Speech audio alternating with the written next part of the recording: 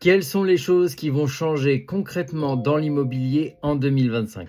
La première chose, et qui n'est une surprise pour personne je pense, c'est que les logements dont le DPE est en G seront interdits à la mise en location. Et d'ailleurs, pour les logements en F, ce sera à partir du 1er janvier 2028. En effet, du coup, ces logements vont être considérés de toute façon comme indécents.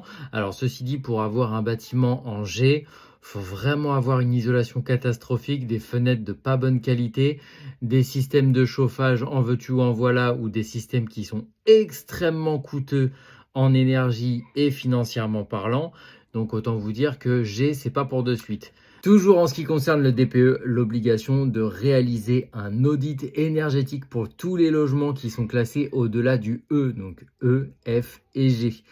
Ce qui est pas plus mal puisque finalement ça permet de savoir là où on a des travaux à prévoir, là où on est bon, là où on est moins bon, et donc de cibler quels sont les travaux à faire si jamais j'achète un bien qui est situé entre E et G, sachant que de toute façon en 2025, en 2028 et je crois que c'est après 2030, de toute façon je pourrais plus les louer. Donc il faut que je sache à quoi m'attendre dans les 3, 4, 5 années à venir, quels sont les travaux que je vais devoir réaliser.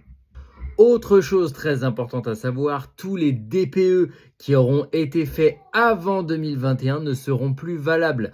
Alors en effet, vous avez vu qu'il y a eu des changements au mois d'avril 2021 avec des DPE qui étaient plus précis. Il y a encore eu des améliorations récemment et là pour le coup, on n'acceptera plus les DPE qui auront 10 ans. Donc ils disent qu'ils ont une validité de 10 ans, mais la réalité c'est que ce ne sera pas le cas puisqu'il faudra forcément les refaire pour tous ceux qui ont été faits avant 2021.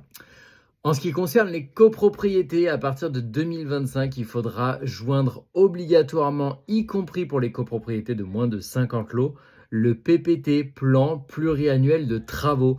Donc en fait, c'est ni plus ni moins que ce qui a été noté dans les AG précédentes, sauf que ce serait bien que ce soit un peu plus précis et un peu plus lisible pour les futurs acquéreurs, donc qui auront clairement une meilleure visibilité pour savoir ce qui va se passer dans la copropriété dans les années à venir.